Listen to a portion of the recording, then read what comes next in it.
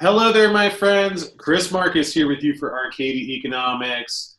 And today, excited to talk some gold and the exploration of gold because certainly we're still in the midst of quite a gold rally, even though the price is below $2,000, still above the previous 2011 high of about 1921-ish, let's call it. And I'm quite excited to be joined by an old friend. I think it was back in the New Orleans investment conference that we met David Terry of Genesis Metals, who's joining me today. Was that when we first met? Back I when? believe it was. I certainly remember speaking with you there, and I think we met in Vancouver as well at one of those resource investment conferences. So, yeah, a couple times. Yeah, and it's funny, back then we were explaining to people the reasons why we thought gold was going to be a bit higher one day. I don't know, it was probably 12 or 1300 bucks back then. Now it's close to 2000, and it is a pleasure to catch up with you again. And having followed some of your projects, and I know now you're involved, CEO of Genesis Metals, and was hoping for folks who might not already be familiar with the project, if you could give an overview, where you're at, what you're looking for, so hopefully the right investors that are looking for that type of project right off the bat can know what they're digging into. Yeah, sure, absolutely. I became involved with Genesis last year as the CEO, and Genesis has a gold project in the province of Quebec in the Abitibi Greenstone Belt, which is, arguably one of the best places to explore for gold that exists. Many mining camps and significant mines are located in the Abitibi Greenstone Belt, and the main project that Genesis is focused on is in the eastern part of the belt in Chibougamau mining camp in Quebec. And yeah, it's a large property, more than 290 square kilometers. So it's a massive land position, and it's located along the main structural break in that area that's related to gold mineralization and gold deposits, which is called the Fan Camp Deformation Zone.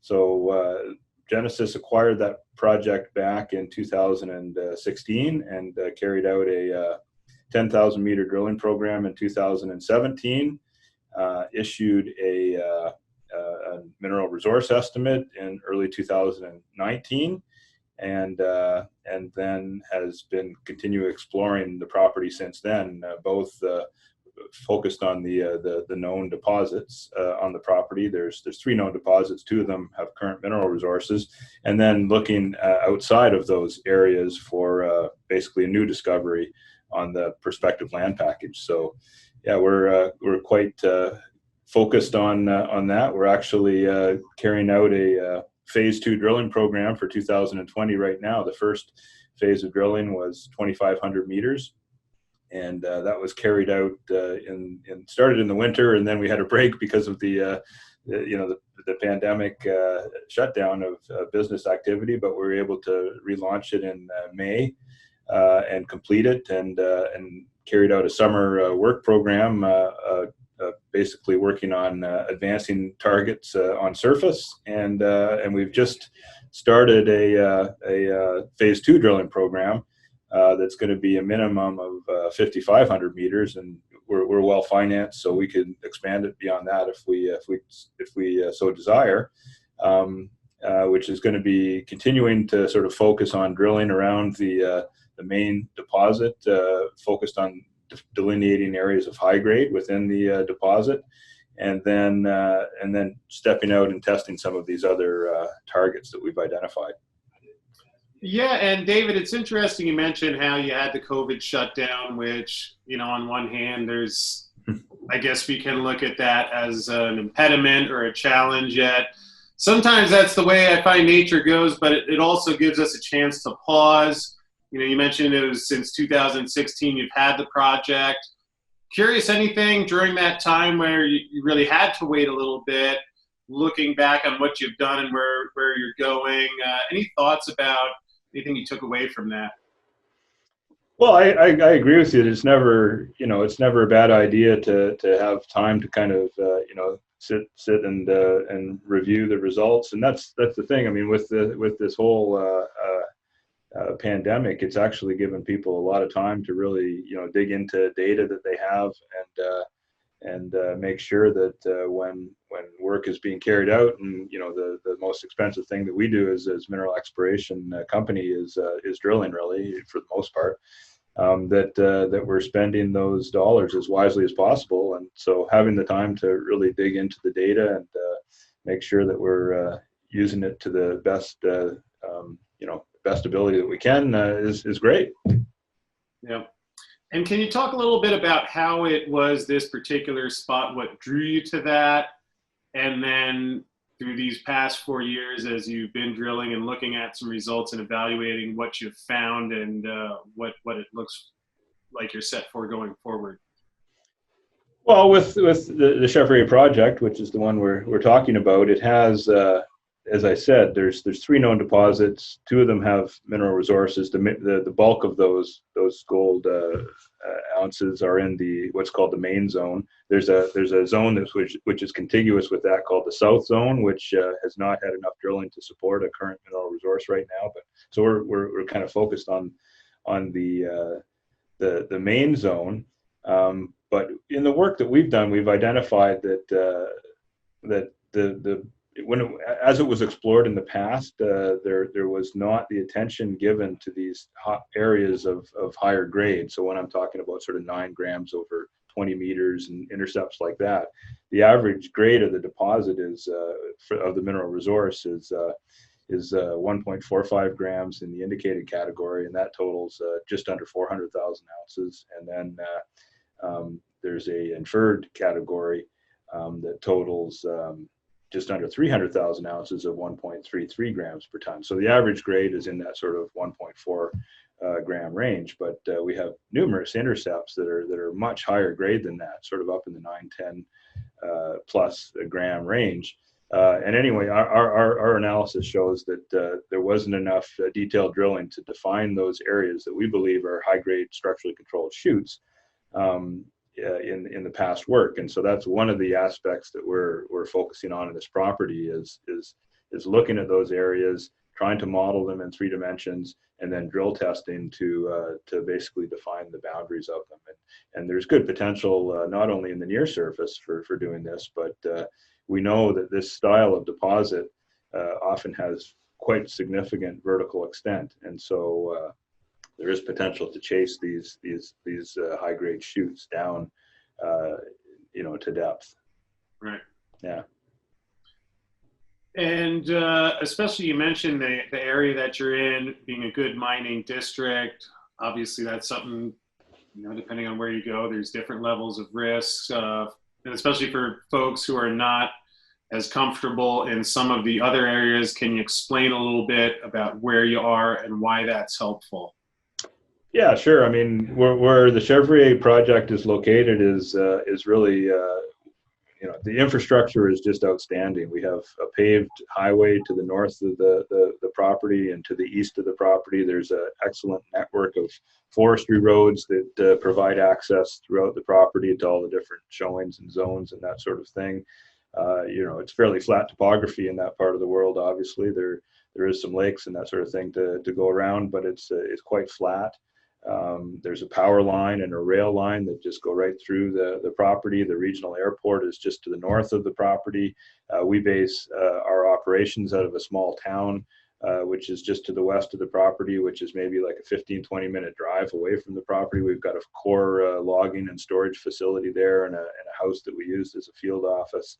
And the historic mining town of Chibougamau is just to the north of us, about 30 kilometers away from the center of the property. So we're in an area, not only in the province of Quebec, which is overall very supportive of mineral exploration and development, but we're in an area that has been a mining area for a century.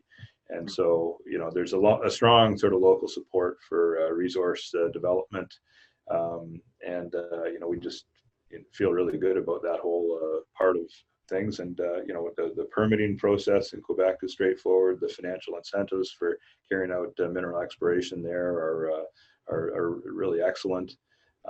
So, for infrastructure and being in a good environment for exploring a gold project, I don't think you could beat it anywhere. Yeah, and it's nice just to have one of those boxes checked off in at least one area where you don't, there's obviously enough when you're out hunting for metal, enough challenges that come up. So nice to have that in place. And perhaps could you talk about what's the best case scenario? Obviously, you find a great deposit, bullion prices go higher, that helps too. Anything you could touch on that is the home run if everything goes right, and also any risks that are out there, what can go off track, and perhaps how you're preparing for that? Well, I mean, one of the main risks, I guess, is Mother Nature has to have distributed the gold in economic quantities in the places that you're looking. I mean, we try to employ the best talent and the best science and everything to explore and to pursue these targets, but the gold has to be there. And so we think we have a good, strong base to start from with the current mineral resources that are already identified in the South Zone deposit and a number of other areas on the property. But obviously we're going to have to be successful in our exploration to make this move forward to the next level. So we're focused on that. We've got a good team, and I think we're in a good area there regionally. Outside of our property, it's a very active exploration area. There's a high-grade deposit called Monster Lake, which is just down to the southwest along strike, which is controlled by the the mining company IAM Gold and a junior partner. They've got a sort of 500,000 ounce resource of about 12 grams, so quite high grade. Joe Mann, which was a past producing mine, is just down to the south of the Chevrier project. That produced over 1 million ounces at 8 grams, and it's being explored again by a junior company. And then the big news in the district has been the discovery of the Nelligan deposit, again an IAM Gold project with another junior company. They published a maiden mineral resource on Nelligan in late 2019. It's more than 3 million ounces at a gram, and a pit-constrained resource. So there's a lot of new and significant deposits being discovered in this area, and so that certainly bodes well for its exploration potential, I think. Yeah, and it is always nice when you're looking in the right region, and certainly to whatever degree possible, until you go out and find it, have at least some good markers in place. David, perhaps you could let folks know if they'd like to get more information, stay posted, or if they have questions, how they can reach you guys and find out more. Yeah, you can go to our website, which is www.genesismetalscorp. You caught me there with changing to the presentation. I've become high tech since we. Yeah, that's very impressive. It's sort of www.genesismetalscorp.com, and you can find our current presentation and information about the company on the website. We've got 52 million shares outstanding. We're listed on the TSX Venture Exchange and on the OTC QB. Yeah, and also, folks, if you have questions, there's our mutual friend Dustin Zinger, who actually is really helpful and good to talk with. So any questions, and also, folks, that will be in the description link at the bottom of your screen there. So David, appreciate you joining me today. It's great to catch up with you again. We'll look forward to following along and the success of your project. Sounds good. Good, Chris. Great talking to you again.